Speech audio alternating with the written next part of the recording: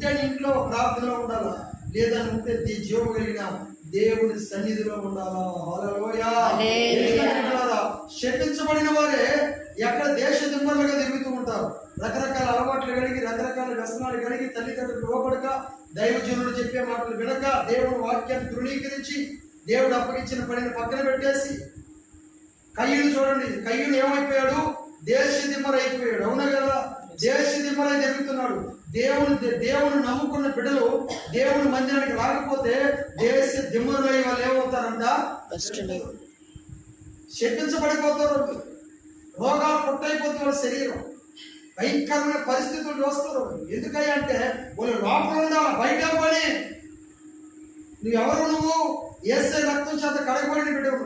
నువ్వు ప్రభునామమున రక్షణ పొందుకున్న బిడ్డవు. నువ్వు ప్రభునామమును బట్టి ప్రార్థన చేసి బహు రోషం కలిగి జీవించేది, బహు రోషం కలిగిన దేవుడి బిడ్డవు నువ్వు. మరి బయట నీకేం పని?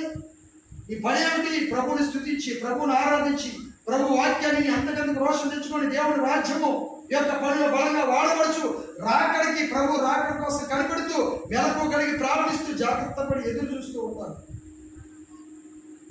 నువ్వు దేవుడి దగ్గర అనేక ఆశీర్వాదాలు, దీవులు పొందుకొని ఆ ఆశీర్వాదముల దీవుల చేత అనేక మందికి సహాయం చేసే స్థితిలోకి వెళ్ళాలి. నువ్వు ఒక్కడే అనుభవించడం కాదు, ఇతరులకు కూడా వాళ్ళు నీ ఆశీర్వాదం ఇతరులకు కూడా చూడాలా, ఇతరులు కూడా అనుభవించాలా. అటువంటి స్థితిలోకి నువ్వు రావాలి. దేవుని సన్నిధికి వచ్చి పొందుకోవాలి.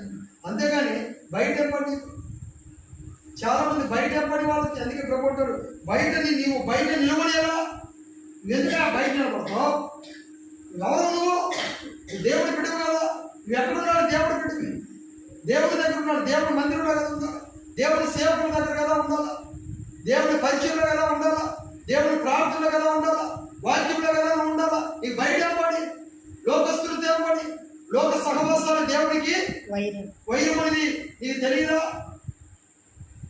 వాళ్ళతో ఏమని అనవసరమైన వ్యర్థమైన ఓ తిమోతి అపవిత్రమైన ముసలమ్మ ముచ్చపడి దూరంగా ఉంది.